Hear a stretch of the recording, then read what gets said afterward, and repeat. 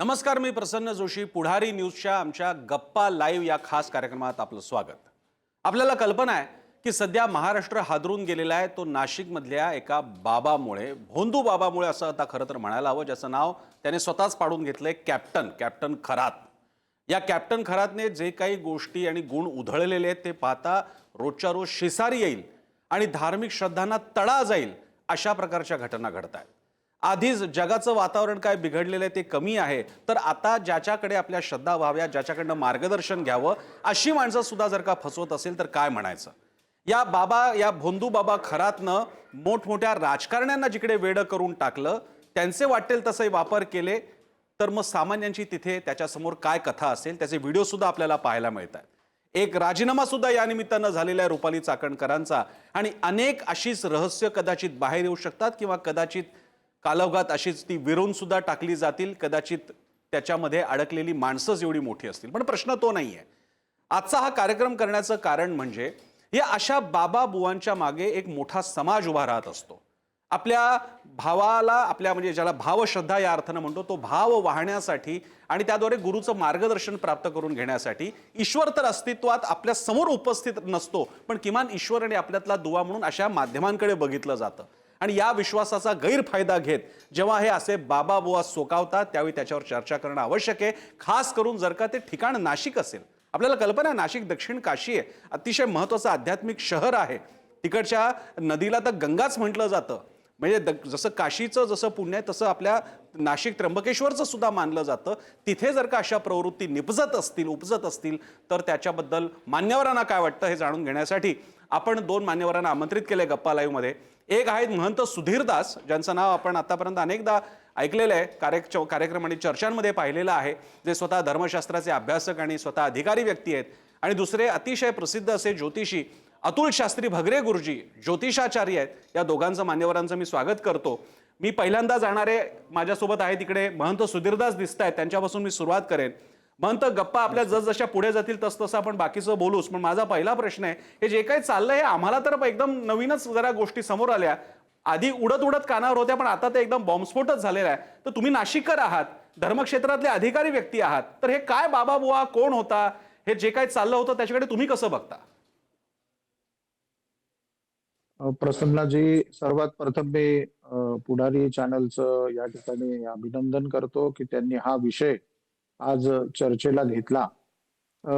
नाशिकचं जे नावलौकिक आहे, आपण जाणत आहात. आत्ताच तुम्ही या ठिकाणी म्हणालात की दक्षिण काशी म्हणून त्या ठिकाणी नाशिकचा संपूर्ण नावलौकिक आहे.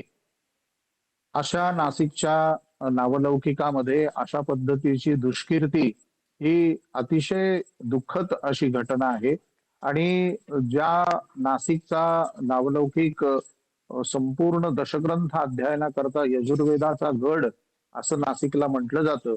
आणि दशग्रंथ अध्ययनाची परंपरा आहे. अनेक नामवंत विद्वानांची घराणी पिढ्यानपिढ्या त्या ठिकाणी ज्याला वेदाच्या दशग्रंथ, जसं ज्योतिषाचा विषय, ज्योतिष षडशास्त्रामध्ये त्याला ज्योतिष्य नयना असं संबोधलेलं आहे. तर अशा परंपरेचा अशा पद्धतीने एक वेगळ्या पद्धतीने ज्यांचा वास्तविक पाहता होय. ज्योतिषाचा अभ्यासच नाही असं माझं मत आहे. बरं. त्यांनी कुठून ही विद्या केली, कुठल्याही, मी सर्व महाराष्ट्रातील तमाम ज्योतिष क्लासेस चालवणारे संस्था चालक हो. यांचे सगळ्यांचे कालपासून मला मेल अगदी सुरू आहेत. बरं. कोणाकडेही यांनी हे ज्योतिषाचं अध्ययन घेतलं नाही. बरं. हे स्वयंभू कुठल्या तरी मार्केटिंग पार्ट मधनं पुढे येऊन बरं. त्यांनी याची मांडणी केली. बरं. आणि ही इतकी बीभत्स मांडणी आहे की म्हणजे त्या मांडणीला काही अर्थच राहत नाही. भगवद्गीतेच्या 17व्या अध्यायामध्ये 5वा श्लोक त्या ठिकाणी आलाय. अशास्त्र विहितम घोरम तप्यन्ते ये तपोजना दंभ अहंकार संयुक्ता कामराग बलान्विता. अशा पद्धतीने अशास्त्र विहित घोर ज्याला म्हटलंय. आता काल त्यांचा एक रुद्राभिषेक त्या ठिकाणी दाखवत होते. माझे परम स्नेही अतुल शास्त्री, आम्ही दोघांनी बरोबर अध्ययन केलंय. अतुलजींनी 35 वर्ष वेद अध्ययनाकरता त्या ठिकाणी खर्ची घातली आहेत. आणि काल आम्ही ज्या वेळेला ते हे रुद्राभिषेक पाहत होतो प्रसन्नाजी, मी ते जे मंत्र ऐकत होतो ते मंत्र म्हणणारे कोण ब्राह्मण होते देवाला ठाऊक, ते ब्राह्मण होते का अजून बरं. कुठले तरी उत्तर प्रदेशची मंडळी होती. हं. त्या 10 मंत्रामध्ये किमान 25 चुका उच्चाराच्या संदर्भामध्ये होत्या बरं, आणि बरं. ते त्या चांदीच्या शिवपिंडावरती तिथे हे करत होते, ड्रेस घालून बसलेले होते, हो. तसंच तो अभिषेक चाललेला होता. तर हे सगळं थोतांड ज्याला आपण म्हणूया, हं. ते त्यांनी म्हणजे हा एक काय प्रचंड मार्केटिंग करून बरं, ज्या बरं. मी पद्धतीचा म्हणता आपल्या तुमच्यासोबत तर आपल्या गप्पा चालूच आहेत. आपल्यासोबत आता अतुल शास्त्री भगरे गुरुजी सुद्धा सहभागी होत आहेत. त्यांचं सुद्धा स्वागत. अतुल शास्त्रीजी, तुमचं सुद्धा स्वागत. 2 नाशिककरांसोबत या गप्पा आहेत आणि त्याला जाणीवपूर्वक आम्ही 2 नाशिककर निवडलेले आहेत की जे नाशिकचे रहिवासी आहेत, मान्यवर व्यक्ती आहेत, धर्म अध्यात्म ज्योतिष क्षेत्रातले अधिकारी पुरुष आहेत. त्यांनाच आपण बोलवलंय, त्यांनाच आपण विचारूयात काय चाललंय नाशिकमध्ये, आपल्या या दक्षिण काशी नाशिकमध्ये कधी या असल्या गोष्टी रुजू लागल्या. मी अतुल शास्त्रींकडे जातो. भगरे गुरुजी, अनेक वर्षानंतर या निमित्तानं पुन्हा एकदा टीव्हीवर भेट होते. पहिल्यांदा तुमचं स्वागत. फक्त ते अशा चर्चेसाठी स्वागत करावं असं वाटावं हे खरंच विचित्र आहे. पण मला सांगा, हे जेव्हा असं सगळं समोर यायला लागलं तर हा कोण बाबा बुवा आहे, त्याच्या मागे एवढे मंत्री संत्री फिरत असतात आणि कोण कोण येऊन काय काय विधी करतात, काय तुमचं काय मत पडलं त्या बाबतीत?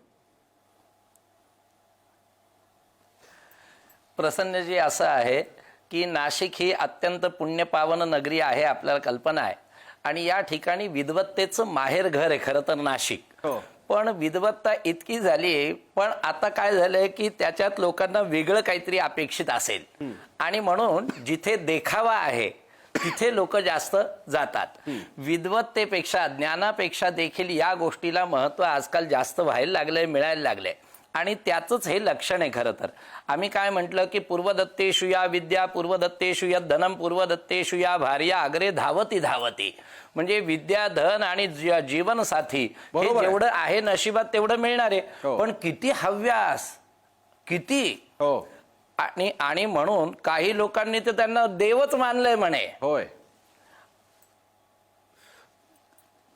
आपल्याकडे पद्धत अशी आहे की भगवत वंदनम त्वाद्यम गुरुवंदन पूर्वकम. खरंय. भगवंताला वंदन करण्यापूर्वी सद्गुरूंना नमन करावं अशी आपली परंपरा आहे. अगदीच. महाराष्ट्र ही संतांची भूमी आहे. खरंय. सद्गुरूंची लक्षणं संतांनी आपल्याला सांगितलेली आहे. त्याच्यातलं एक तरी लक्षण याच्यात काही दिसतंय का? होय. होय. आणि प्रसन्नजी, मला सगळ्यात मोठं दुःख काय माहिती का, काय? की एखादी व्यक्ती अशी जर निघाली तर त्याचे पडसाद हे समाजात सगळ्याच ठिकाणी पडतात. हो. मग जे कोणी अगदी सच्छील वृत्तीने व्यवस्थितरित्या मार्गदर्शन करतंय हो. त्यांच्याकडे सुद्धा लोक संशयाने बघायला लागतात. खरंय. आता यांच्याकडे शास्त्र काय आहे, ज्ञान काय आहे हे माहित नाही. बरं. पण मला असं वाटतं त्या शास्त्राच्या पलीकडे यांच्याकडे कोणी अंकशास्त्र बघायला येत नाही, सेटिंग करायला फक्त येत असतील एवढंच फक्त महत्वाचं आहे. मी मगाशी तुम्ही अतिशय एक सुंदर शब्द वापरला भगरे गुरुजी, तुम्ही बोलता बोलता सद्गुरू शब्द वापरला. मी हा तुमचा मुद्दा घेऊन जरा महंत सुधीरदासांकडे जातो. आपल्याकडे गुरु हा शब्द वस्तुतः वंदनीय आहे, ब्रह्मस्वरूप मानलं जातं गुरुला, पण तरी सुद्धा सद्गुरू हा शब्द आहे. आणि अनेकदा अशा घटना घडल्यावरती पटतं की गुरुच्या आधी सद ही उपाधी का आहे, सत किंवा सत का आहे, कारण तो सद्गुरू असावा लागतो म्हणून. नाही तर गुरु हा चांगलाच असणार, तो सत आणि सदच असणार, पण तरी सुद्धा जर का सद वापरत असतील तर त्याचं निमित्त हे या भगरे गुरुजींनी जो आता मुद्दा सांगितला की सद्गुरू असावा लागतो, तिथे लक्षात येतं. मी हा मुद्दा घेऊन जातो महंत सुधीरदासांकडे. महंत, प्रश्न असा आहे की ही कोण मंडळी होती? कॅप्टन या खरातकडे येणारी कोणी साधीसुधी मंडळी होती का? सर्वसामान्य नाडले गेलेले पिसलेली माणसं होती का? मंत्री संत्री होती, मंत्री होते, अनेक वरिष्ठ पातळीवरचे अधिकारी आणि मंडळी येत आहेत असं सुद्धा कळतंय. माझा तुम्हाला प्रश्न आहे की या मंडळींना कसं नाही लक्षात येत की अरे ऑन फेस व्हॅल्यू लक्षात येते की या माणसाला ज्ञानाची काही खोली नाहीये, तर तुम्ही पण या क्षेत्रात आहात, तुमच्याकडे पण लोक मार्गदर्शनासाठी येत असतात, तर हे कळत कसं नाही लोकांना? हे आता अतुलजींनी जे सांगितलं 2 विषय अतिशय महत्वाचे आहेत तिथे, हो. की लोक देखाव्याला त्या ठिकाणी जे भुलत असतात ना, ते एक फार गमतीदार प्रकरण त्या ठिकाणी झाले. म्हणजे त्याचे ऑफिसेस आणि त्याच्या त्या डार्क रूम हो. आणि त्याच्यात त्या सगळ्या गमती, तुम्ही सत आणि गुरु याच्यावरती फार एक आता फार सुंदर त्या ठिकाणी तुम्ही म्हणालात. आणि समर्थांनी दासबोधामध्ये गुरु आणि सद्गुरु यांची मोठी व्याख्या त्यांनी केली आहे, फार सुंदर आहे. ते म्हणे, ऐसा उपमा वा गबस्ती, गबस्तीची उपमा कैशी सद्गुरु अमर. सद्गुरूंना म्हणे त्या ठिकाणी सूर्याची उपमा द्यावी. सूर्य कसा म्हणे नित्य तेजस्वी प्रकाशमान दैदिप्यमान, हो. अतिशय काय म्हणूया तेजस्वी असे भगवान सूर्यनारायण त्या ठिकाणी आहेत. बरं. परंतु म्हणे या सूर्यनारायणाला देखील ग्रहण लागतं बरं का. तर सद्गुरूंना कधी ग्रहण लागत नाही म्हणे. समुद्रासारखे क्या म्हणे, बात आहे. महत्वाचं समुद्रासारखे आहे. सद्गुरू सद्गुरू आहेत म्हणे हो. बरं का. परंतु एवढा मोठा समुद्र म्हणे तो काही कामाचा नाही, तो खारट आहे म्हणे, तो पिता येत नाही. आलं का लक्षात? तर त्यांनी इतके सुंदर त्या ठिकाणी उदाहरणं दिले. तर हे जे असे मोठे सगळे देखावेखोर हे ऑफिस तुम्ही बघा, त्याच्यात मी मला अनेक लोकांनी कालपासून व्हिडिओ पाठवायला सुरुवात केलेली आहे. होय, होय, होय. कोट्यवधी रुपयाचं ते ऑफिस आहे तिथे. हो. आणि हा म्हणजे नालायक माणूस त्या ठिकाणी आपलं स्वमूत्र त्या ठिकाणी टाकून त्याच्यामध्ये कुठल्या उत्तेजक औषधाची मिश्रण करून ते कुठलं पेय त्यांनी काय त्याला काल नावं दिले आहेत काहीतरी काय त्याला सिद्ध साधना हो. आणि त्याचप्रमाणे ईशान्येश्वराय नमः आणि ओबे का ओशो स्प्रे का ओबे स्प्रे असं काहीतरी त्यांनी नाव दिलं. हो. आणि ही औषध तो त्याच्यामध्ये काय काय म्हणजे मिक्स करून देत होता. खरंय. उत्तेजक द्रव्य वायग्रा वगैरे त्याच्यामध्ये टाकून देत होता. काय म्हणजे चाललंय? ही काय पद्धत आली, हे काय चाललंय? आणि म्हणजे निर्लज्जपणा म्हणजे किती, तो स्वतःचं मूत्र त्या याच्यामध्ये टाकतोय. आणि ही भवानी म्हणजे मला तर काय म्हणजे आश्चर्यच आहे बुवा. ही पांडुरंगाची उपमा देते त्याला. आणि त्या माऊली कोण बसल्यात त्यांना रुक्मिणीची उपमा, म्हणजे आता अतुल शास्त्री पण मी रुक्मिणी इकडे महंत देवस्थानवरती मी विश्वस्त अतुल आहेत. शास्त्री भगरेंकडे म्हणजे काय जातो. अतुल शास्त्री काय भगरें यातना त्या ठिकाणी झाल्या मला असतील अतुल आज शास्त्री आम्हाला. भगरे खरं तर हा आपल्या दोघांना आणि नाशिकच्या त्या सगळे जी मंडळी आहेत, विद्वान मंडळी आहेत, त्या सगळ्यांना हा प्रश्न आहे. पण माझा तुम्हा दोघांनाही प्रश्न आहे, हे सगळं होत असताना आम्ही असं म्हणायचं का की नाशिकमध्ये हे असं काहीतरी चाललेलं आहे, हे अतुल शास्त्री भगरे, महंत सुधीरदास आणि नाशिकमधले मान्यवर राजकारणी, समाजकार्यातले, आध्यात्मिक क्षेत्रातल्या लोकांना माहीतच नव्हतं? तुम्ही का नाही याच्यात बाबतीत पुढे आलात? म्हणजे मला हे मी तुम्हाला का विचारतोय कळवळून, कारण तुम्ही नाशिकचे मान्यवर नागरिक आहात. तुम्ही पुढाकार नाही घ्यायचा तर कोणी घ्यायचा? बरोबर. नाही, तुमचा जो आमच्यावर आक्षेप आहे ते लक्षात येतंय की जर समजा अशा घटना गेल्या काही वर्षांपासून नाशिक क्षेत्री चालू होत्या, तर त्याच वेळेला आपण त्याला आळा का नाही घातला किंवा त्या विरोधात आपण आवाज का नाही उठवला?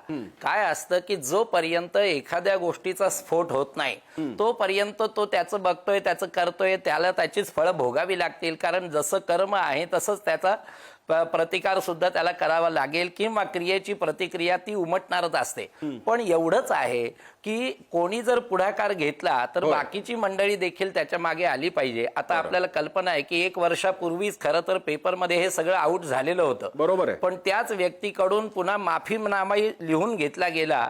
एवढं जर इथपर्यंत हे जाऊ शकतं तर कोण कशासाठी तिथे हे करेल? प्रसन्नजी, मी देखील गेले 35 वर्ष झाले लोकांना पत्रिकेवर मार्गदर्शन करतो. पण आमच्याकडे पद्धत अशी आहे की स्त्रियांनी लांबून नमस्कार करावा, बरं का. आणि जेवढं तुम्ही जे प्रश्न आहे त्याच्यावर उत्तर देणं एवढंच काम. सगळ्यात महत्वाचं आजकाल लोकांना काय हवं असतं की आपल्या मनातलं गुरुजींनी बोललं तर गुरुजी चांगले, बरं का. गुरुजींनी कठोर काही सांगितलं की हे होणार नाही, हे चालणार नाही, तर ते मात्र चालत नाही. बरोबर आहे, बरोबर आहे. खरंय, खरंय. मला हाच प्रश्न असं देखील एक आहे की लोकांना त्यांना अपेक्षित असणं. मला हाच प्रश्न मला महंतांनाही विचारायचा. आणि महंत, मी हा प्रश्न एक प्रकारच्या स्नेहाधिकारातून विचारतोय, राग नका मानून घेऊ. पण जसा मी आता भगरेंना विचारला तसा तुम्हाला विचारतोय.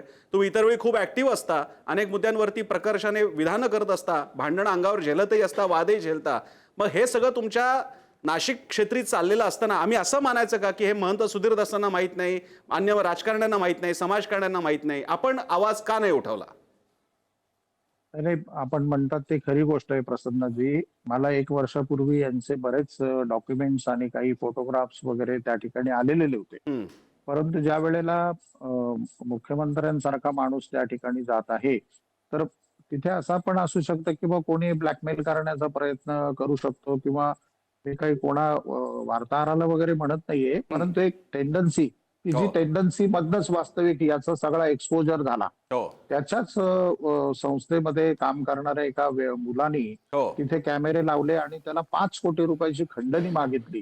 तर मला असं वाटतंय की हा सगळा प्रकार म्हणजे मला एक रावणाचं जे उदाहरण एका चित्रपटामध्ये हो आपल्या वाजपेयींनी तो काय वाजपेयी तो नट तो हो त्याने एक फार सुंदर रावणाचं उदाहरण दिलेलं होतं हा की रावण हा भगवान शंकराचा सर्वात मोठा भक्त होता. हम्म, आणि ज्या वेळेला प्रभू रामचंद्रांच्या हस्ते त्याचा वध होत होता हम्म, तर त्याला भगवान शिव हे वाचवायला का आले नाही. हो तर तिथे असं सांगितलं जातं कथानकामध्ये की तू जे अश्लाघ्य त्यांनी हजारो रावणाने बलात्कार केलेल्याचे उल्लेख आहेत लक्षात घ्या. सीता मातेला तो ज्या वेळेला घाबरला त्याच्या आधी एका अप्सरेने त्याला शाप दिला होता याच्या पुढे जर तू कोणाच्या मर्जी व्यतिरिक्त स्त्रीला स्पर्श करतील तर तुझ्या डोक्याचे 100 शकलं होतील म्हणून बरं. त्यांनी सीता मातेंना हात लावला नाही. बरं तद्यपि तिथे असं सांगितलं की रावणा तू साधू हा सर्वात पवित्र मानला गेला आहे हम्म, त्या साधूचा वेश धारण करून हम्म, स्त्रीचं अपहरण केलं बरं त्यामुळे भगवान शिवांच्या अवकृपेला तो प्राप्त झाला. हम्म, इथे तर यांनी राजरोसपणे हजारो स्त्रिया भ्रष्टवल्या म्हणजे हे तर म्हणजे रावणापेक्षा 100 पट अपराधी झाले. बरं. त्यांना कुठल्याही पद्धतीमध्ये मुख्यमंत्र्यांना मी या माध्यमात विनंती करतो बरं की संपूर्ण प्रकारची चौकशी करून कडकात मधलं कडक अहो आम्ही 50-50 वर्ष वेद अध्ययनाने हे सगळं पाहतोय. हो यांच्या 5-5 हजार कोटी रुपयाच्या मालमत्ता आम्हाला पैशाचं आकर्षण नाही लक्षात घ्या. हो, हो, हो. आम्ही काही त्या पैशाचा विषय पण हे काय माया ही नाही, माया अगदी, ती सगळी अगदी. ही- मला इथे एक चर्चा रावणाची लंका जशी सोन्याची होती खरंय. तशी यांची 5-5 हजार कोटी रुपयाची ईशान्येश्वराय नमः हा कुठला मंत्र आला. हो. अतुल शास्त्री हा मंत्र आलाय का कुठे अशा पद्धतीने आवडाला आणि पूजनाला आणि याला हे कुठले अनुष्ठान देतात. मनाला येईल ते आपण करायचं आणि मनाला येईल ते आपण त्या ठिकाणी हे नाही देत पण मी राहायचं. महंत मग जर का हे तुम्हाला माहिती आहे मी तुम्हाला काय म्हणालो की मी म्हणून तुम्हाला एका अधिकाऱ्याने विचारतोय मग हे तुम्हाला माहिती आहे ना आमच्यापेक्षा तुम्ही ज्ञानी आहात ना धर्म तुम्हाला कळतो ना मग का नाही निषेध नाही, केला मग का नाही असं आहे, जनतेसमोर असं आहे. म्हणाल की असे नाही, मंत्र नाही, नाही असं आहेत आहे म्हणून. की ज्याला हे एक लक्षात घ्या ज्याला एव्हिडन्स प्रूफ म्हणूया आपण जे एव्हिडेन्शियल आहे किंवा जे काही जो क्राईम आहे किंवा जो काही पार्ट आहे त्याच्यामध्ये महिला भगिनींचा आमच्या कोणी माता भगिनींचा संबंध होता. बरं. आम्ही जर कुठल्या ऍक्शन्सवर त्यावरती आलो असतो उद्या जर त्या स्त्रीने आमच्यावरतीच काही बरं. केसेस केल्या असत्या ठीक आहे आणि उलट जर काही झालं असतं तर मला तुम्ही सांगा ना हे होत्या ठीक आहे नव्हत्या नाही, गोष्टी मी सुरू माझ्या होतात. विचारण्याचा माझ्या मते मी एक प्रकारे सामान्य नाशिककरांच्या दृष्टीने म्हणतोय की आपण- तुम्ही मान्यवर मंडळी होता महाजनो येन गतस्य पंथ असं वाक्य आहे ज्याचा अर्थ तुम्ही जसे वागता त्याच्या मागे सामान्य वागतात. प्रसन्नजी दत्तात्रय खेमनार हा जो ज्येष्ठ एक पत्रकार आहे तिथला त्यांनी हे प्रकरण उघडकीस आणल्यानंतर त्याला कुठल्या पद्धतीच्या दमदाटी झाल्या त्याला कोणी कोणी फोन केले अगदी त्या रुपाली चाकणकरांनी सुद्धा अथॉरिटीमध्ये त्याला फोन केले त्याचे रेकॉर्ड्स आहेत. म्हणजे हे या प्रकरणाला कुठलं वळण लागत चाललं ठीक होतं. आहे मी गप्पा आणखी या पुढे नेत असताना आणि मला कल्पना आहे माझे सहकारी न्यूजरूम मधले सहकारी सुद्धा त्यांना सुद्धा संवाद साधायचा पण एक प्रश्न घेऊन मी आमच्या बाकीच्या सहकाऱ्यांकडे जाईन. तो प्रश्न असा मला विचारायचा आहे मग अतुल शास्त्री भगरेंपासून मी सुरुवात करेन. या सगळ्यामध्ये अशी काय गोष्ट आहे की ज्याच्यामुळे कॅप्टन खरात एवढा महत्वाचा झाला त्याच्या मागे लोक यायला लागले. आता गंमत अशी आहे सर्वसामान्यांना सुद्धा वाटतं की अतुल या कॅप्टन खरातकडनं झालेले प्रमाद सोडून द्या पण असं काहीतरी त्याने करून दाखवले की ज्याच्यामुळे मोठमोठे मंत्री नेते अधिकारी मंडळी त्याच्या कच्छपी लागली होती त्याचं आशीर्वाद घेण्यासाठी मार्गदर्शन घेण्यासाठी येत होते. आपल्याकडे जशी म्हण आहे की चमत्काराशिवाय नमस्कार नाही तर असा चमत्कार काहीतरी त्याने घडवून दाखवलेला आहे आणि यासाठी मी अतुल शास्त्री भगरे गुरुजींकडे येतो. भगरे गुरुजी माझा आपल्याला प्रश्न आहे की एकूणही तुमचं जे क्षेत्र आहे विद्येचं ज्योतिष आलं अंकशास्त्र आलं त्याच्यानंतर आणखी पारलौकिक गूढविद्या आणखी अतिंद्रिय अतिनैसर्गिक अशा या सगळ्या गोष्टी ते क्षेत्र नेमकं काय आहे खरंच काही या गोष्टी हा जो काही दावा हे बघा एवढं तर नक्की आहे की काहीतरी अनुभव आले असणार म्हणून लोक मागे गेले त्याच्या तर मग नेमकं हे काय आहे तो माणूस फ्रॉड तरी कसा म्हणावा. नाही त्याला फ्रॉड म्हणता येणार नाही. त्याचं कारण असं की हे तुमचं म्हणणं अगदी खरं आहे की तुम्ही काहीतरी दाखवल्याशिवाय लोक आकर्षित होणार नाही हे मान्य. पण मात्र त्याच्या शास्त्राचा कुठलाही विषय येत नाही कारण शास्त्र हे अत्यंत गहन आहे गूढ आहे आणि अत्यंत गर्भित आहे. त्याच्यामुळे त्याचा अभ्यास करणारा व्यक्ती अनेक वर्ष अभ्यास करून अजून खोलीपर्यंत तो पोहोचतो पण मात्र अशा पद्धतीचं कार्य त्याच्याकडून घडत नाही. दुसरी गोष्ट आम्ही देखील प्रत्येक संमेलनांमध्ये जेव्हा जातो ज्योतिष संमेलनांमध्ये तेव्हा पदवीदान समारंभात माझ्या भाषणात मी हे सांगत असतो की कोणाच्याही आयुष्याबद्दल बोलण्याचा आपल्याला अधिकार नाही आपण काही ब्रह्मदेव नाही आपला तो अभ्यास आहे. पण त्या अभ्यासाला जोड आपल्या साधनेची उपासनेची असेल तर आपण ते करू शकतो. अच्छा. आणि म्हणून या व्यक्तीने काहीतरी असं दाखवलं असेल की जेणेकरून लोक भुलले असतील. दुसरी गोष्ट, त्यांच्याकडे जाणारी व्यक्ती रंजले गांजलेले किंवा दीन दुबळे नाहीत. बरं. सगळे मोठमोठे अधिकारी म्हणा किंवा राजकीय सामाजिक क्षेत्रातले मान्यवर तेवढेच जात होते. म्हणजे अन्य सर्वसामान्यांना तिथे प्रवेशच नाहीये. बरं. त्याच्यामुळे कोणाला काय अनुभव आले हे त्यांनाच माहिती, पण तरी देखील ते त्याच्या कच्छपी लागले एवढं मात्र नक्की. बरं, माझे न्यूजरूमचे सहकारी आपल्याला आपल्याशी एक प्रश्न म्हणण्यापेक्षा संवाद साधतील. ज्यांना कोणाला विचारायचं त्यांनी प्रश्न विचारताना फक्त आपला प्रश्न कोणासाठी ते सांगावा. साखरे. माझा बगरे गुरुजींनाच प्रश्न आहे की आकारण केलेली भगवंताची सेवा म्हणजे परमार्थ असं आपण म्हणतो एकीकडे, आणि दुसरीकडे आपण बघतोय की हे सगळीकडे हा सगळा बाजार मांडलेला आपल्याला दिसतोय. या बाजाराचं हे चित्र आहे की अशी कॅप्टनसारखी माणसं उभी होतात, मग त्याच्यामध्ये आपल्यासारखे जे मान्यवर आहेत किंवा ज्यांच्याकडे आम्ही दुरीण म्हणून बघतो या सगळ्या याच्यामध्ये, तर समाजामधल्या लोकांनी याच्यासाठी काही प्रयत्न करण्याची किंवा तुमच्या बाबतीत प्रयत्न होण्याची आवश्यकता नाही का? कारण आपल्या आजूबाजूला, आणि दुसरी गोष्ट त्यातला दुसरा एक प्रश्न आहे की राजकीय नेते जाणं म्हणजे हे रिकग्नायझेशन आहे का? कुठल्याही साधू संताकडे साधू संताचे पाय राजकीय नेत्यांनी धरले की तो मोठा झाला, मग तो मोठा झाला की त्याच्या अवतीभोवती ते सगळं वलय उभं राहतं, त्याला जागा मिळतात, त्याला आजूबाजूची सगळी लोक मिळतात. हे दोन प्रश्न आहेत की एकतर दुसरीकडे की पहिलं की ज्यांच्याकडनं समाजाची अपेक्षा आहे ती माणसांनी याच्यामध्ये काहीतरी अध्यात्माविषयातल्या लोकांनी करणं, आणि दुसरी गोष्ट की राजकीय नेत्यांच्या काय म्हणतात रिकग्नायझेशन मिळणं कितपत योग्य असं वाटतं? सांगतो. पहा, समाजामध्ये किंवा या देशामध्ये कलियुगाचा प्रभाव वाढत चाललेलाच आहे, बरोबर. त्याच्यामुळे ज्या समाजामध्ये लाखो लोक ज्यांचे अनुयायी आहे असे आसारामजी पण मध्ये जाऊ शकतात, राम रहीम पण मध्ये जाऊ शकतात. बरं, आपण जर बघितलं तर त्यांच्याकडे नेम आहे, फेम आहे, अनेक राजकीय क्षेत्रातले मोठमोठी मंडळी त्यांच्याकडे आहे, पण तरी सुद्धा लोकांची श्रद्धा कमी झाली का? नाही. ठीक आहे ना, ती कुठेतरी डायव्हर्ट झाली किंवा कुठेतरी अजून वेगवेगळी ठिकाणं त्यांनी बघितले आणि तिथे त्यांची श्रद्धा त्यांनी लावली. त्याच्यामुळे समाजामध्ये अशी मंडळी येणारच नाही असंही समजू नका. अशी मंडळी असणारच, तेव्हाच महंत सुधीरदासांचं महत्त्व किंवा भगरे गुरुजींचं महत्त्व कळेल. कारण जर अशी मंडळी राहिलीच नाही तर मग आमचं तरी काय महत्व आहे? हां, हे मात्र तितकंच खरं की या एका प्रकरणामुळे समस्त ज्योतिषशास्त्रातले जे कोणी मान्यवर आहे त्यांच्याकडे देखील समाज आता संशयाने बघतोय, हे मात्र वाईट आहे. नक्कीच. माझा प्रश्न महंतांसाठी आहे. नेहमी धर्म हा भगवंताकडे जाण्याचा मार्ग असं त्याचं एक विवेचन केलं जातं, पण या प्रकरणाचा जर अभ्यास केला तर एक जाणवतं की लोकांना देव पाहायचा आहे. मग तो एका बुवाच्या निमित्तानं दिसतो किंवा आपलं नातं सांगून, मी मागच्या जन्मात कृष्ण होतो, तू माझी राधा होती, असं सांगून देवाची प्रतीकं अजूनही माणसांमध्ये शोधण्याचा प्रयत्न होतो. हे गूढ आणि हे सत्य काय, आणि याचा सगळा समाजावर असणारा संमोहित प्रभाव अजून किती वर्ष दिसणार आहे? महंत असं आहे, शुक्लयजुर्वेदाचं जे परमवाक्य आहे, अहम ब्रह्मास्मी, मीच ब्रह्म आहे, हे अत्यंत गूढ, अत्यंत सुंदर आणि वास्तविक पाहता अत्यंत सोपं असं, ज्याला वेदाचं धर्मवाक्य म्हणूया, संपूर्ण सार त्यामध्ये आलेलं आहे. अशा पद्धतीने ज्या वेळेला तुम्ही साधनेतनं परिपक्व होत असतात त्यावेळेला तिथे, आता एक उदाहरण म्हणून मी तुम्हाला सांगतो, नाशिकला तुम्ही जर कधी आला असाल तर आमच्या काळाराम मंदिराला 14 पायऱ्या आहेत. तर सामान्यतः आम्ही जेव्हा लहान होतो त्यावेळेला तिथे सांगायचं की बुवा प्रभू रामचंद्रांचं 14 वर्षाचं वनवासाचं ते प्रतीक आहे. पण आम्ही ज्या वेळेला धर्मशास्त्र अभ्यासायला घेतलं आणि मनुस्मृती जशी आहे तसं याज्ञवल्क स्मृती म्हणून अत्यंत प्रसिद्ध, अत्यंत सुंदर, डॉक्टर बाबासाहेब आंबेडकरांनी सुद्धा पार्लमेंटमध्ये मनुस्मृती आणि याज्ञवल्क स्मृतीवरती भाष्य केलंय. हिंदू पिनल कोड लॉ त्यापासून झाला.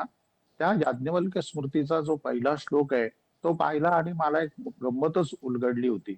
उदाहरण सांगतो त्याचं, तो श्लोक देखील मी सांगतो. पुराण न्याय मीमांसांच धर्मशास्त्रांग विश्रिता विद्या वेदास्तानानी चतुर्दशा. पुराण, न्याय, मीमांसा, धर्मशास्त्र, वेदांग याच्यासह ज्या 14 विद्या आहेत त्या 14 विद्या जर कोणी प्राप्त केल्या तर त्याला प्रभू रामचंद्रांचं प्रत्यक्ष दर्शन होईल, असा तो गर्भित अर्थ बालम भट्ट म्हणून आमचे पूर्वज त्यांनी त्यांच्या ग्रंथामध्ये लिहून ठेवला. म्हणजे त्यांचा भाव काय होता की तुम्ही सकल विद्या अध्ययन झाल्यानंतर ब्रह्मदेवाची जी 4 मुख दाखवलेली आहे ती वास्तविक 4 वेद आहेत. लक्षात घ्या. म्हणजे चतुर्वेदाचं अध्ययन, चतुर्वेदी आडनाव तुम्ही कधी ऐकलं असेल. त्या चार वेदासह तुम्ही जेव्हा षडशास्त्राचं अध्ययन कराल, त्यावेळेला तुम्ही सर्व दिशा, सर्व अभ्यास हे पाहणारे होता, असा तो भाव आहे. बरं, आता बरं. हा अभ्यास कुठेतरी वेगळ्याच बाजूला गेला. अभ्यासच नाही. मी परवा एकच मिनिटं घेतो. मी डोंबिवलीला गणपती मंदिराच्या एका मोठ्या कार्यक्रमाला अमावस्येच्या दिवशी होतो. संभाजी महाराज तो बलिदान दिन आणि माझ्या आयुष्यात मी संभाजी महाराजांबरोबर खरोखरीच पहिल्यांदाच बोललो. मी 10 दिवसात 3 वेळेला छावा ही कादंबरी वाचून काढली. अगदी प्राध्यापक शिवाजीराव भोसल्यांपासून सगळ्यांना ऐकायला घेतलं की काय म्हणतायत. परंतु या संपूर्ण खरंय. प्रकरणामध्ये जिजाऊ मातांनी संभाजी महाराजांना संस्कृत शिकवायला सुरुवात केली होती. माझ्या डोक्यात असा प्रश्न पडला की ते जे 2 संस्कृत आचार्य नेमलेले होते त्यांचं नाव कुठे आहे? बरं. म्हणून मी काही इतिहास तज्ञांना प्रश्न केला, तिथे पुण्याला फोन केला आणि म्हटलं बा असं केशव पंडित आणि नारायण पंडित नावाचे एक ऋग्वेदी दशग्रंथी होते आणि एक यजुर्वेदी ग्रंथी त्या ठिकाणी दशग्रंथी अध्ययन झालेले होते. यांनी संभाजी महाराजांना सुरुवातीपासून संस्कृत व्याकरण 14व्या वर्षी संभाजी पण मग महाराजांचं झालेलं होतं. अशा प्रकारचं शिक्षण घेतलंय न घेतलं न पाहता म्हणजे आपल्यासमोर उदाहरणं कोणाची आहेत आणि प्रत्यक्षात आपल्याला काय बघायला मिळतं. खरंच विचित्र असा हा काळ आहे. माझे आणखी एक सहकारी संदीप प्रश्न विचारतात. संदीप कोणाला विचारतायत ते आणि प्रश्न? भगरे गुरुजींना माझा प्रश्न आहे की गुरुजी, माणूस सगळीकडनं ज्यावेळेस हात त्याचे टेकतात, त्याला कुठं जायला जागा सापडत नाही, उत्तरं सापडत नाहीत अनेक गोष्टीचे, त्यावेळेस तो मग हे कदाचित म्हणजे अध्यात्माच्या पलीकडे जाऊन कुठंतरी हे अशा पद्धतीची मदत शोधायला लागतो आणि मग तो वेगवेगळ्या ठिकाणी जातो. त्या वेळेस आता ह्या खरातांकडे का जावं लोकांनी? म्हणजे आपण हे समजू शकतो की प्रत्येकाला कुणीतरी कुणाचा तरी रेफरन्स देतो आणि असं नाही आहे की तिथं फक्त जाणारे बाकीची पण लोक असतील ना. म्हणजे फक्त हे जे प्रतिष्ठित आहेत, राजकीय आहेत किंवा सामाजिक वर काम करणारे लोक आहेत तेच असतील असं नाही. तर मग हे काय प्रकरण आहे की यांच्याकडे का जावं लागतं लोकांना? का वाटतं जावं असं? पहा, असं आहे की जगातल्या प्रत्येक व्यक्तीला मी ज्या पायरीवर आहे त्याच्या पुढच्या पायरीवर जावंसं वाटतं. आणि का नको वाटायला? पद, पैसा, प्रतिष्ठा या गोष्टी तुम्हाला भुलवतच असतात. आत्ता मी उपमुख्यमंत्री आहे तर मग मुख्यमंत्री पद केव्हा मिळेल की नाही? म्हणजेच याचा अर्थ काय झाला की मला यापेक्षा जास्त काय मिळेल, मोठं काय मिळेल, यासाठी प्रत्येक व्यक्ती झटत असतो. एक विषय असा असतो की ते प्राप्त करण्यासाठी आणि दुसरा विषय असा असतो की जो माझ्या अडचणी आहेत, मग त्या आधिदैविक आहेत, आधिभौतिक आहेत, आध्यात्मिक आहेत, त्या अडचणी दूर होण्यासाठी असे 2 प्रकार असतात की तुम्ही त्या शास्त्राकडे किंवा अध्यात्माकडे जाण्याचं मुख्य कारण ते असतं. मग अडचण कोणाला नाही? एक सर्वसामान्य झोपडीत निवास करणाऱ्या व्यक्तीपासून ते अगदी मोठ्या हवेलीत महालात राहणाऱ्या व्यक्तीला सुद्धा अडचण आहेच ना. बरोबर आहे. जो जीवनामध्ये जन्माला आला त्याला मरेपर्यंत काही ना काहीतरी प्रश्न आहेतच ना. हो. पण मात्र यांच्याकडची परंपरा पद्धत अशी की फक्त क्लास 1 क्रीम लेवलचीच मंडळी फक्त त्यांच्याकडे येणं जाणं, अन्य कुठल्याही व्यक्तीला तिथे प्रवेशच नाहीये. बरं. हे सगळ्यात महत्वाचं की मग एवढ्या मोठ्याच लोकांना ते का बरं मार्गदर्शन करतात? काय नेमकं मार्गदर्शन करत असतील? मग मार्गदर्शन शास्त्राचं करतात ते का सेटिंग करून देतात ते याचं त्याच्याकडे त्याचं यांच्याकडे, तो त्यांचा विषय. बरं, पण या बरं. पद्धतीने मात्र तिथे काहीतरी काम चाललंय. बरं, एक अतिशय रंजक वळणावरती ही या गप्पा आलेल्या आहेत. 2 नाशिककर खुल्या पद्धतीने एक गप्पा चालू आहेत या की काय चाललंय आपल्या नाशिक आणि महाराष्ट्रामध्ये. कोण महान संस्कृत आणि इतर विविध क्षेत्रातले विद्वान होऊन गेले आणि आता कोणीतरी एक वेगळाच देवाचं नाव काय तयार करतंय आणि मंदिर काय बांधतंय आणि काय चमत्कार घडवून आणतायत आणि काय प्रकार चालले ते व्हिडिओ क्लिपमध्ये बघायला मिळते. काय चाललंय नाशिकमध्ये? कोण बाबा बुवा येतो आणि अचानक एकदम मंत्र्यांना आपल्या कच्छपी काय लावतो, बायकांबरोबर काय कार्यक्रम करतो आणि कसले व्हिडिओ समोर येत आहेत. आपण एक सर्वसामान्य नागरिक म्हणून या क्षेत्रातल्या मान्यवरांशी आपण संवाद साधतोय. आपल्यासोबत हे दोन्ही मान्यवर आहेत. माझे सहकारी निलेश त्यांना प्रश्न विचारतात. निलेश, नमस्कार. दोघांनाही प्रश्न असा आहे साधारणतः की आपल्याकडे शास्त्र म्हटलं किंवा कोणत्याही पद्धतीच्या उपासना म्हटल्या की त्यात खूप प्रकार येतात. कोणी पत्रिका बघतं, कोणी हात बघतं, कोणी चेहऱ्यावरनं भविष्य बघतं. पण हे जे काय आम्ही बघतो आहोत, गेले 2 बघतो आहोत, हे काही महिलांचे प्रकार जे काही सुरू आहेत, काही कान कापणे चालू आहे, बोटं कापणं चालू आहे, रक्ताभिषेक काय म्हणता आहेत, तंत्रविद्या, योगविद्या, हे सगळं काय आहे नक्की हे आम्हाला कळत नाही. म्हणजे आम्ही साधी माणसं आहोत, आम्ही आपली उदबत्ती लावणे, नैवेद्य दाखवणे हे आम्हाला माहिती आहे, पण हे काय सगळं प्रकार आहे हे कळत नाही. हे जरा प्लीज समजावून सांगाल का? भगरेजी, पहिल्यांदा भगरेजी आणि मग महंत. हो. पहा, उपासनेमध्ये सुद्धा प्रकार आहे. सात्विक उपासना, रजस उपासना आणि तमस प्रकारची उपासना, ही सगळे साधनेचे प्रकार आहेत. सात्विक उपासनेमध्ये काय आहे तर काही नकोच आहे मला फक्त तुझी सेवा घडू दे, बस. मला मनुष्य जन्म मिळाला आहे, अनंत जन्मांनंतर तो मिळालेला आहे, त्याचं सार्थक करण्यासाठी माझ्याकडून सेवा घडली पाहिजे म्हणून केली जाणारी ती साधना उपासना. दुसरी जी आहे ती मला काही प्राप्त व्हावं याच्यासाठी केली जाणारे जे काही कर्म असतात तर ते राजस उपासनेमध्ये येतात. आणि तिसरी जी असते ती त्याला खाली कसं आणता येईल याच्यासाठी मी काहीतरी करायचं आहे, याच्यासाठीची ती तिसऱ्या प्रकारची उपासना आहे. आजकाल काय आहे, सात्विक उपासना राहिलीच नाही, बरोबर. मग बहुतांश वेळेला राजस उपासना आहे, राजस कर्म आहे. कर्मकांडामध्ये सुद्धा हे सगळ्या गोष्टी आहेतच, नाही असं नाही. पण मात्र आपण काय करावं हे आपण ठरवायचं आहे. त्याच्यामुळे करवणारे कोण असतील नसतील तो विषय वेगळा, पण मात्र आपण यापैकी काय निवडायचं हे आपण आपलं ठरवू शकतो. बरं, हे महंत, आपली काही कमेंट?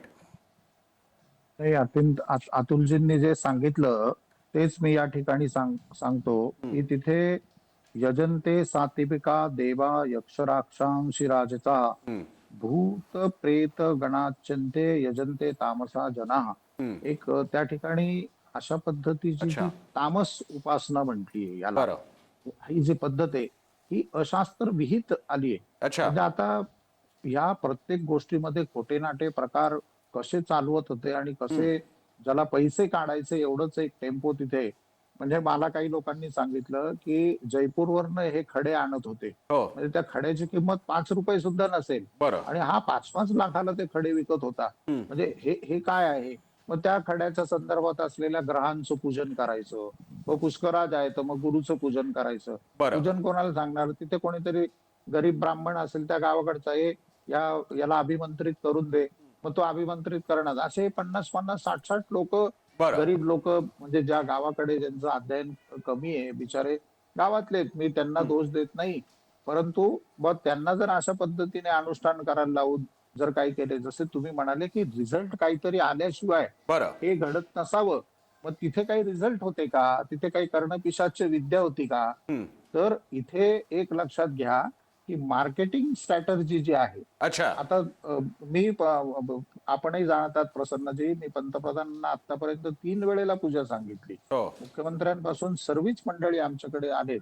मी कधीही कुठलेही बॅनर पोस्टर वरती त्यांचे फोटो लावून मार्केटिंग केलं नाही किंवा मार्केटिंगला कोणी माणूस पण ठेवला नाही. यांच्याकडे जे मार्केटिंगला माणसं होते, जे शिष्य समजवतात, त्यांनी करंगळी कापली म्हणे त्या सोमवती अमावस्येच्या दिवशी, हे मार्केटिंग करत होते ना. म्हणजे अतुलजी जे म्हणत होते की यांच्याकडे ही जी क्लायंट ची जी लाईन लागली होती, ही लाईन अशा मार्गे लागलेली होती, अशा पद्धतीने. मग ते म्हणते नाही यांच्याकडे तुम्ही पत्रिका बघा, मग हे सगळं सॉल्व्ह करतात. आमच्या नाशिकच्या एका खासदाराच्या निवडणुकीच्या संदर्भामध्ये 18 लाख रुपये घेण्याची बातमी पुढे आलेली आहे. म्हणजे ते तिकीट शेवटपर्यंत, म्हणजे 18 कोटी, सॉरी 18 कोटी रुपये. तर माझं म्हणणं असं आहे की अशा पद्धतीने तुम्ही जर व्यक्ती तुमच्या संपर्कात, आता शिंदे साहेब माझ्याकडे 4 वेळेला काळाराम मंदिरात येऊन गेले, मुख्यमंत्री असतानाही 2दा आले आणि त्याच्यानंतरही त्या ठिकाणी आले. देवेंद्रजी येऊन गेले. मग आम्ही हेच करत बसायचं का की देखो ये फोटो, हे पंतप्रधान का जी का फोटो. नाही, खरंय. आता हे एक मिनिट फक्त मला गुरुजी असं विचारायचं आहे. निलेशला आणखी एक प्रश्न आहे आमच्या. निलेशला एक प्रश्न मला विचारायचा गुरुजी, तुम्ही दोघे म्हणता असं की सगळी लोक अशा पद्धतीचे वागतात, आमच्या सगळ्या माणसांनी काय नक्की बघायचं, कसं ओळखायचं की हा गुरुजी चांगला की हे गुरुजी चांगले नाही? निलेशने एकदम अध्यात्माचा मूल प्रश्नच विचारला की गुरु चांगला मिळवावा कसा, नाही. चांगला गुरु फक्त हा तर मुद्दा मिळवायचा आहे कसा? तसं ना, पण फक्त मुद्दा असा आहे की आज नाशिक पासून मुंबईतल्या गल्लीपर्यंत असे अनेक ज्योतिषी, अनेक गुरुजी उभे आहेत जे फोटो लावून सुद्धा बसले आहेत. हो. यांचं कसं काय करायचं, आपण कसं ओळखायचं की कुठले गुरुजी चांगले? तोच ना, हा तुमच्या अख्ख्या अध्यात्माचा तो मुलाधार प्रश्नच विचारला की चांगला गुरु मिळवायचा कुठून. पहिल्यांदा एक प्रसन्न- महंत आणि मग मी त्याच्यानंतर उत्तर देतो बोला महंत बोला. याचं उत्तर मी देतो. हे बा असं आहे की ज्योतिष शास्त्रापासून म्हणजे वेदानंतरम अंगानी पठेत अथानुवाकाम वक्ष्यामी मंडलम दक्षिणमक्षिहृदयंच अस्त्रशिक्षाम प्रवक्ष्यामी अथातो धिकारा फलयुक्तानि कर्माणि गुह्यस्थाली पाकानाम कर्म. हे षोडश विद्येचे संपूर्ण प्रथम लक्षण सांगितले. आता पंचसंवत्सरम युगाध्यक्ष हा वैदिक ज्योतिष शास्त्राच्या ग्रंथाचा पहिला श्लोक आहे. मी स्वतः एका नामवंत ज्योतिषाकडे खूप त्यांचं नाव अगदी भयंकर, काय विचारू नका म्हणजे. आणि त्यांना मी भेटायला गेल्यानंतर अतुलजी, मी त्यांना हा विचारला, म्हटलं हे काय आहे हे ज्योतिष शास्त्राचं? नाही म्हणे ते काही नाही, ते काही नाही. मी म्हंटल याला र का ठ येत नाही, म्हणजे याला मूळ जे शास्त्र आहे ते अध्ययन न करतात हा कुठेतरी भलत्याच गोष्टी सांगत बसलेला आहे. म्हणजे आम्हाला सुद्धा अशी परीक्षेची वेळ येते. आणि त्याची म्हणजे त्यांनी इतकं गंमत केलं होतं की महंत सुधीरदास माझ्या ऑफिसला येणार आहे आणि त्यांनी अगदी त्या गावात ते 100-200 प्रतिष्ठित लोक बोलवले. तसं काही मी याच्याकडे पत्रिकाच पाहायला आलो होतो. म्हणजे उदाहरण घ्या. आणि त्यांच्या 4-5 मंडळींनी, जसं यांचं उदाहरण सांगतो, या खरातांचं उदाहरण सांगतो. पंतप्रधान माझ्याकडे येऊन गेल्यानंतर यांचे 2-4 माणसं मला भेटायला आली होती. ते म्हणे बाबा साहेबांकडे खूप मोठ्या मोठ्या पूजा चालतात आणि तुम्ही त्या पूजेचं पौरोहित्य करावं असं तसं. तर मी म्हंटल बा आम्ही कोणाकडेही जात नाही. आम्ही अगदी जर विषय असतील तर ते स्वतः आमचा अध्यात्म आणि आमचं कर्मकांड आम्ही स्वतः करतो. पण असं कोणाकडे जाऊन आम्ही आश्रित असल्यासारखं कुठे त्या ठिकाणी राहत. भगरेंना पण हाच प्रश्न आहे. भगरेंना जो आपल्याला आमच्या सहकार्याने विचारला की हे अशा या सगळ्या बजबजपुरीमध्ये चांगला गुरु शोधायचा कसा, आम्हाला काय माहित आहे चांगला गुरु कसा आहे तो. सांगतो. त्याच्यात असं आहे की प्रत्येकालाच प्रश्न आहे. मी जसं सांगितलं की अगदी मुलगा बोर्डाच्या परीक्षेत आहे, किती पर्सेंटेज मिळतील, इथपासून त्याला नोकरी मिळेल का, त्याचं लग्न होईल का, त्याला संतती होईल का, त्याचं वैवाहिक जीवन कसं असेल, हे बघण्यासाठी म्हणूनच आजकाल लोक ज्योतिषांकडे जातात. बरोबर. त्यांना आपण गुरुजी म्हणू समजा. बरोबर. आणि सद्गुरू कोणाला म्हणावं, तर हे भवसागरातून पार घेऊन जाणारे जे असतील ते सद्गुरू. म्हणजे गुरु आणि सद्गुरू याच्यातला हा एक फरक आहे. त्याच्यामुळे आता ही सगळी जी मंडळी आहे ती ज्योतिषांकडे गर्दी करतात ते मान्य आहे. पण तुम्हाला आश्चर्य वाटेल अशी देखील अनेक मंडळी आहेत की एका ठिकाणी गेल्यानंतर पुन्हा पुढच्या 4-5 अजून ज्योतिषांकडे ते जातात. जसं आपण डॉक्टरांकडे सेकंड ओपिनियन, थर्ड ओपिनियन घेतो तसे आता ज्योतिषांकडे जायला लागले. आपल्याकडे परंपरा अशी आहे की 3-3 पिढ्या एकाच गुरुजींचे पाय धरतो आपण. पुन्हा दुसऱ्या गुरुजींकडे बघायची गरजच नाही. म्हणून आमच्याकडे पद्धत कुलोपाध्याय म्हणून आहे, कुलाचार्य म्हणून आहे ना, की तिथे बाजारूपणा करण्याचा आहे. म्हणून मी जे तुम्हाला म्हणतो ना की तुमच्या मनासारखं जर मी बोललो तर गुरुजी चांगले, अच्छा, जर तुमच्या मनाविरुद्ध बोललो तर गुरुजींना काही नाही, ते नाही काही बरोबर. अशी ती परिस्थिती आजकाल झाली आहे सगळीकडे. बरं. पुढचा प्रश्न. नक्कीच. आपल्याला हवं असणारं विधिलिखित सांगता येणारा गृहस्थ हा आपल्यासाठी देव, ही एकीकडे सामान्य माणसाची अवस्था, दुसरीकडे प्रचलित राजकीय व्यवस्थेमुळे, कर्मकांडामुळे होणारं सत्तापालट, त्यातलं यश, या सगळ्यामुळे धर्मच आता कर्मकांडाकडे जो जाईल तोच आपला फलदायी, अशी भावना राजकीय यंत्रणेनं समाज यंत्रणेपर्यंत रुजवली आहे का महंत?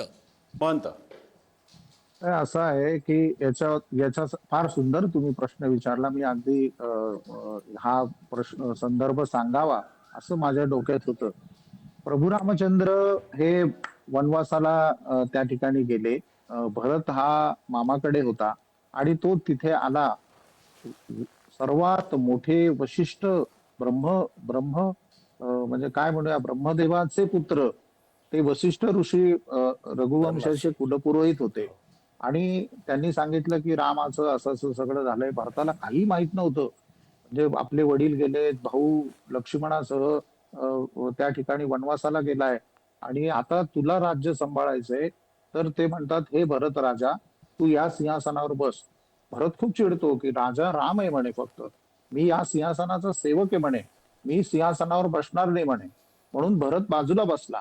बाजूला बसल्यानंतर रघुकुलाच्या त्या दरबाराची काही रीत होती, ती रीत बाजूला सोडून भरत सरळ बोलायला सुरुवात झाल्यानंतर ते वशिष्ठ पुन्हा उभे राहिले आणि म्हणाले, राजा भरत, आपल्या दरबाराची काही पद्धत आहे, त्या पद्धतीनेच दरबार सुरू होता, असं एकदम राजाने बोलून दरबार सुरू करता येत नाही. भरत खूप चिडला, तिथे खूप चिडला की मला राजा म्हणू नका, माझ्या डोक्यात एकच प्रश्न आहे म्हणे. म्हणजे लक्षात घ्या, तिथे तो म्हणतो की या प्रभू रामचंद्रांचा राज्याभिषेकाचा मुहूर्त कोणी काढला. हो. तर तिथे अख्ख्या दरबारामध्ये शांतता पसरली, कारण दशरथ महाराजांनंतर दरबारामध्ये सर्वात सामर्थ्यशाली हो. वशिष्ठांचं स्थान होतं. हो. आणि वशिष्ठांच्या विरुद्ध बोलणं म्हणजे साक्षात राजद्रोह करणं. एवढी दहशत, आध्यात्मिक दहशत, हो. एवढी आध्यात्मिक ताकद त्यांची होती. तर कोणी बोलायला तयार नव्हतं, कोणी बोलत नाही. दरबारात अपूर्व अशी शांतता पसरली. बरं. आणि वशिष्ठ सद्यवाग्यता कर्मांगमुत्तरे सत्यवदनम, ज्यांनी अग्निहोत्र धारण केलेलं होतं, हो. त्यांना सत्य बोलणं हे क्रमप्राप्त होतं. ते स्वतः उठून उभे राहिले आणि म्हणाले की राजा, परत भरत चिडला की मला राजा म्हणू नका. ते म्हणाले, भरता, हा मुहूर्त म्हणे मी काढला म्हणे. तर भरत त्यांच्याकडे असं पाहायला लागला की हा मुहूर्त, म्हणजे तुम्हाला एवढंही कळत नाही की मुहूर्त काढला आणि राज्यावर बसायच्या ऐवजी माझे प्रभू रामचंद्र हे वनवासाला गेले, की बरोबर आहे. मूर्ख आहात तुम्ही. हो. तर ज्या वेळेला तो इतक्या उपहासात्मक नजरेने हो. वशिष्ठांकडे पाहू लागला, त्यावेळेला वशिष्ठ म्हणाले की देव आणि दैन्य किंवा दैव यांच्यामध्ये पुरोहित असतो. अच्छा. लक्षात घ्या, आम्ही करू, सर्व करू, हो. पण देवाला काय मान्य आहे आणि बरं. दैवाला काय मान्य आहे याच्यामध्ये आम्ही आहोत. त्यामुळे तू माझ्याकडे असं पाहू नकोस. तुझं खरंय. देखील विद्या अध्ययन आणि शिक्षण हे माझ्याकडे झालंय. पण हा किती सुंदर दाखला आहे, हा किती सुंदर दाखला आहे. म्हणजे सोशल मीडियावरती अनेकदा अशाही कमेंट्स आम्हाला पाहायला मिळाल्या की हा एवढा स्वतःला बाबा बुवा म्हणवणारा हा कॅप्टन खरात, पण त्याला स्वतःची अटक होणार आहे, त्याचे स्वतःचे ग्रह फिरणार आहेत, हे सुद्धा त्याला कळू नये, हा कसा बाबा बुवा. त्यामुळे तुम्ही म्हणताय ते म्हणता अगदी सुंदर दाखला तुम्ही दिलेला आहे. आणखी एक प्रश्न घेऊन नंतर ब्रेक घेऊयात, कारण आपल्याला वेळ आता मर्यादित आहे. संदीप.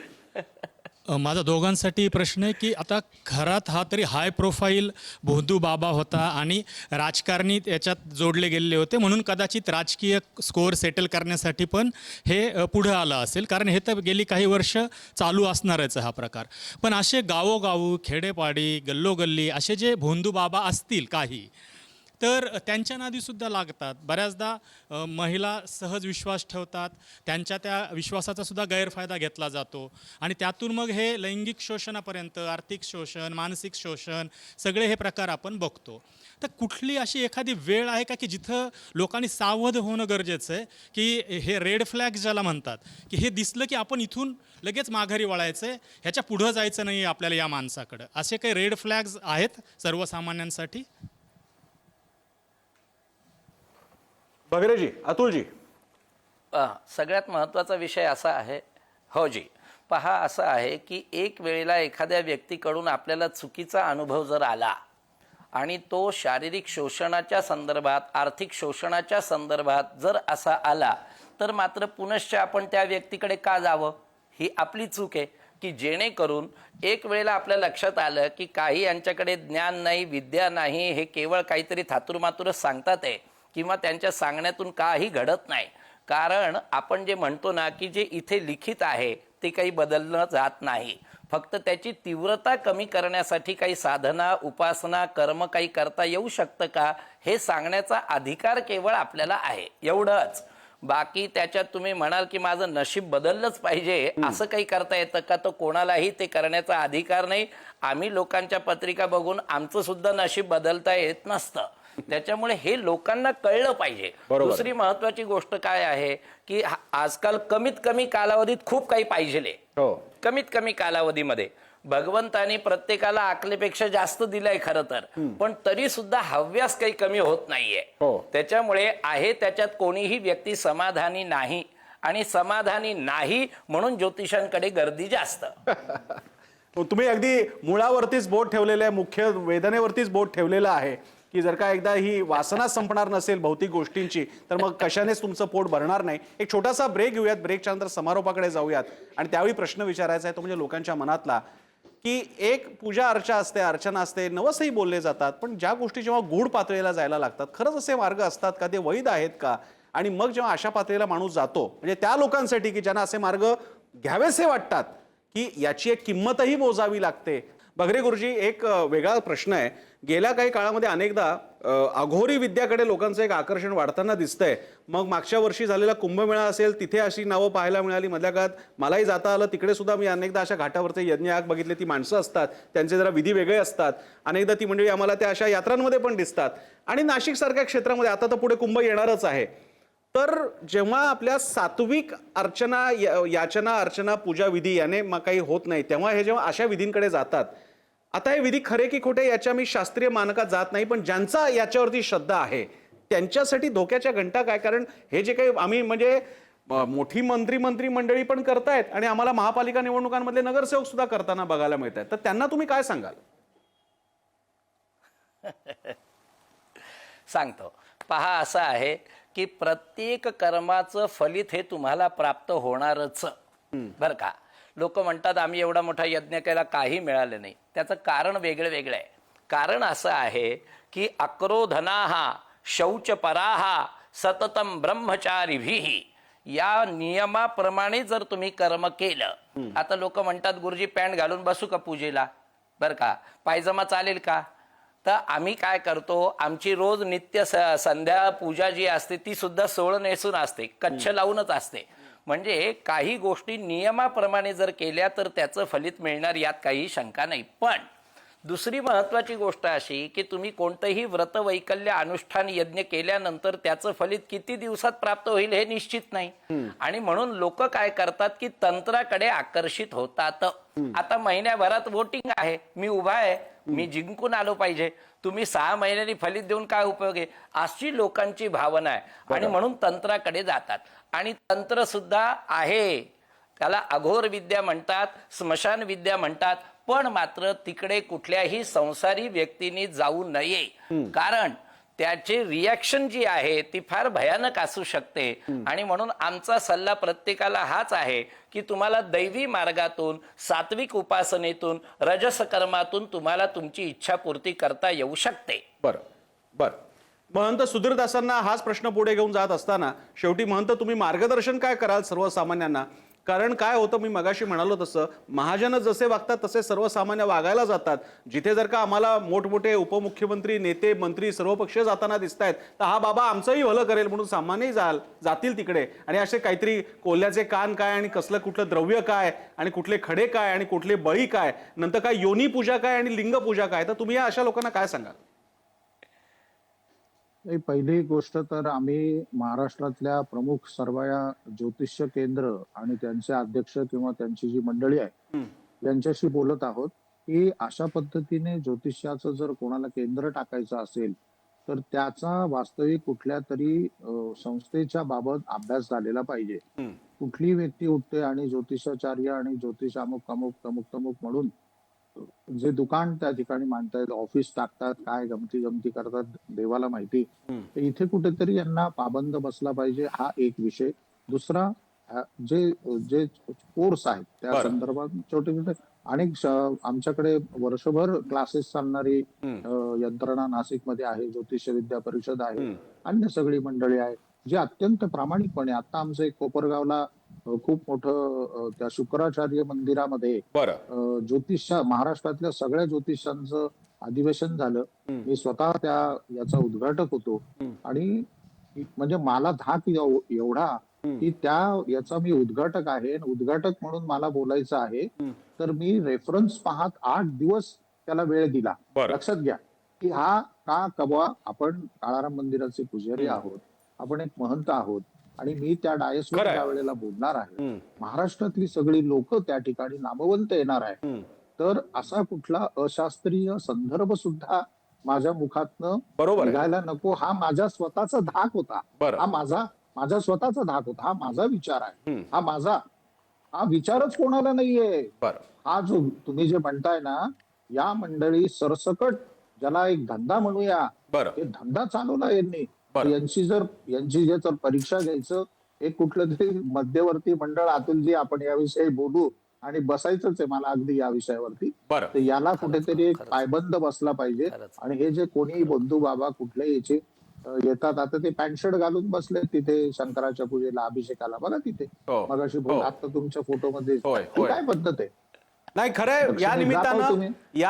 आपल्यासारख्या जे धर्मक्षेत्रातली प्रवीण मंडळी आहेत, नाशिक क्षेत्रातली असतील, आळंदी आणि अन्य विविध क्षेत्रातली मंडळी असतील आणि काशी पण आहेत तुमच्या क्षेत्रामध्ये, या मंडळी येऊन या बाबतीत काही एक आराखडा बनवला, मार्गदर्शन मंडळ ठेवलं तर लोकांना, सर्वसामान्यांना त्या बाबतीत मार्गदर्शन होईल. अन्यथा हा माणूस, हे बघा, जर का माणूस केवळ पैसा लुटत असेल तर गोष्ट वेगळी, इकडे शीलभ्रष्ट करण्याचे सुद्धा प्रकार चाललेले आहेत. आणि मुख्य म्हणजे आजच्या या गोंधळमय जीवनामध्ये लोकांचा जो सर्वसामान्यांचा आता श्रद्धांच्या बाबतीतला मार्ग उरलेला आहे की एक तर देव नाही तर कोणी असे मान्यवर असतील, तोही विश्वास जर का तुटला तर अनागोंदी माजेल. त्यामुळे तुमच्यासारख्या मान्यवरांकडनं जास्त अपेक्षा आहेत. आपण या गप्पांसाठी वेळ दिला म्हणून मान्यवर आपल्या दोघांचेही, म्हणजे अतुल शास्त्री भगरेजी आणि महंत सुधीरदासजी, आपले आभार. पुढारी न्यूज तर्फे या न्यूजरूम लाईव्ह गप्पांमध्ये आपण इथेच थांबूया. पाहत राहा पुढारी न्यूज.